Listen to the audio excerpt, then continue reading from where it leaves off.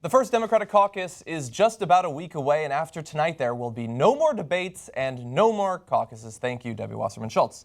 So here is the state of polling in Iowa with 1 week left to go. Not that much time to move numbers, although a lot can theoretically change. This is a recent poll, by the way, the most recent we have. The CBS News YouGov poll released just Sunday shows Vermont Senator Bernie Sanders with the support of 47% of likely Iowa caucus goers compared to Clinton's 46%. Former Maryland Governor Martin O'Malley trails with about 5%. Now, if you look back over the past month, which has advantages and disadvantages, the 30-day averages of all polls in Iowa by Real Clear Politics shows Clinton with a 7% lead over Sanders in Iowa, but Sanders with a 13% lead in New Hampshire. So we'll turn back to New Hampshire in just a little bit. Now, there have been recent polls that have been sent in with Bernie up 9 points in Iowa, and there's also been polls with her up 9 points in Iowa.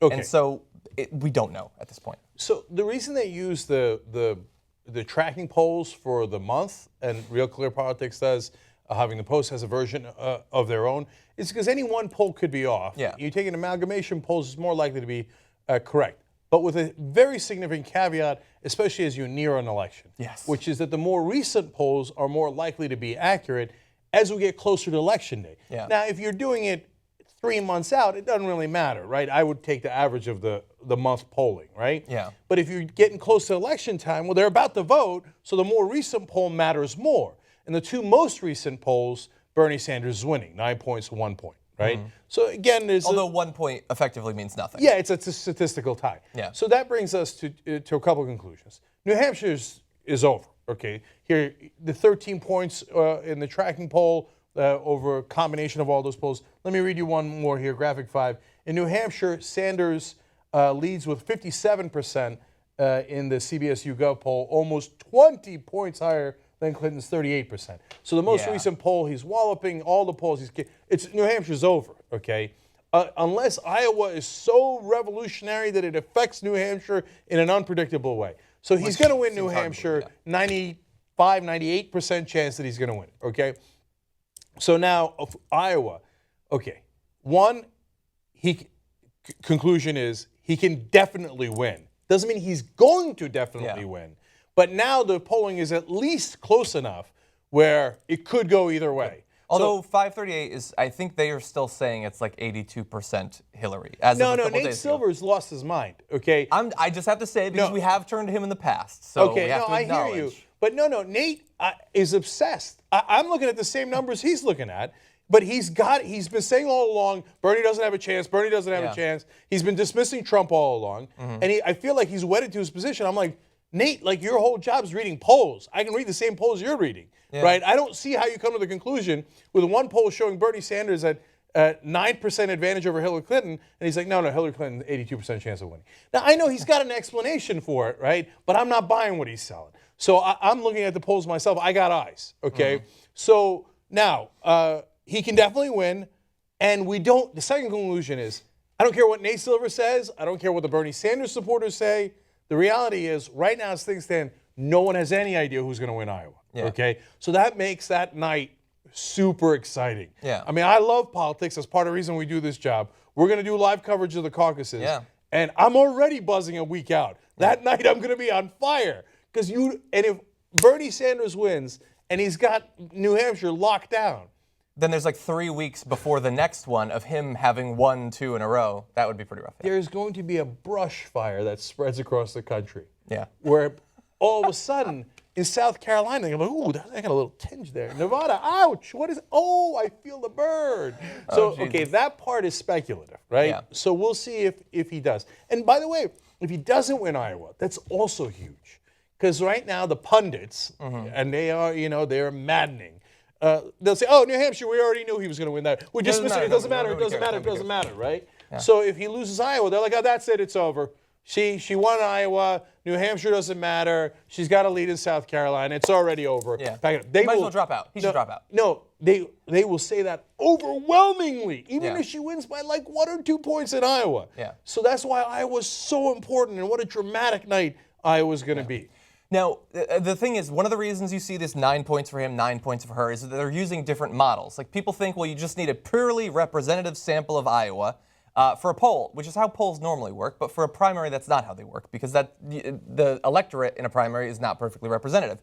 So some include more young people. He'll do better in those. Some don't. She'll do better. Now, normally they do that because young people don't go to primaries, and so it makes sense to leave them out. But he's really popular with young people and is firing them up, so maybe they'll go out. So that's why you have such differing conclusions. But there's nothing sexy about saying you don't know for sure who's going to win. And I like the idea of being able to go back and saying that I told you so. So I just want to say on the record, Bernie Sanders is going to win Iowa. And just in case, Hillary Clinton is going to win Iowa. So I'm gonna be right either way. He's on the record. Nobody's gonna remember that other part. But there is an interesting stat. There's two interesting going stats. into Iowa, I think could lead you to think, if you know how people have decided in the past who to vote for in a primary, that this could matter. Sanders is seen by 91% of Iowa's Democratic voters as the candidate who would best listen to the needs of the people if he was president. And about 57% of Democrats feel Clinton would do what big campaign donors would want instead of what regular people would want. Very badly burned. Okay. No. That is an amazing number. Yeah. When 91% of the voters say, well, this guy's going to look out for me. Look, politics breaks down to basically just a couple of simple things. Are you strong? This is what a lot of people don't talk about on TV, but that's why Trump is winning. And Bernie, in his own way, is very strong, saying, these are the progressive positions, and I'm coming for the bankers. I'm going to close down this top 6 banks. Yeah. That is amazingly strong. Yeah. Another thing is, do I think that you're going to look out for me?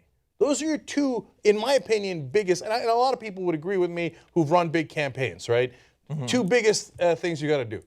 He's got it locked down. Yeah, but only 91% of it. See, again, I've been covering politics for 20 years, and I look at the numbers, right?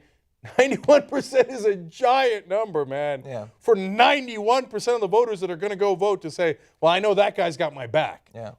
What do you want? 95%? That's so big. That's almost enough to get universal background checks. Almost. And almost as devastating is the second half of that, which is the 57% saying, I know Hillary's going to look out for the donors. Oh, that's bad. That's really bad. That's pretty bad. Again, if Bernie wins Iowa, those numbers then catch on fire.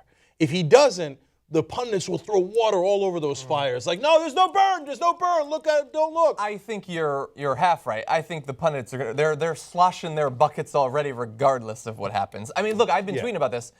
I like Vox. I go to Vox every day. They can't go a couple of hours without putting up some Bernie Sanders would be Armageddon for America headline lately. It's all over the internet already. By the way, all those pundits, even including Nate, who I really, really respect. Though he's lost his mind in this election, but I respect him, okay? And I'm the one who's been defending him all these years. Mm-hmm. But I got to say, there was one person who had a slightly better record than he did in the last election. I went 12-0 in my predictions. 12-0, including a race that was put at 25% likelihood in North Dakota of the Democrat to win. I said the Democrat, in fact, would win. I called Obama's election 6 weeks before the election.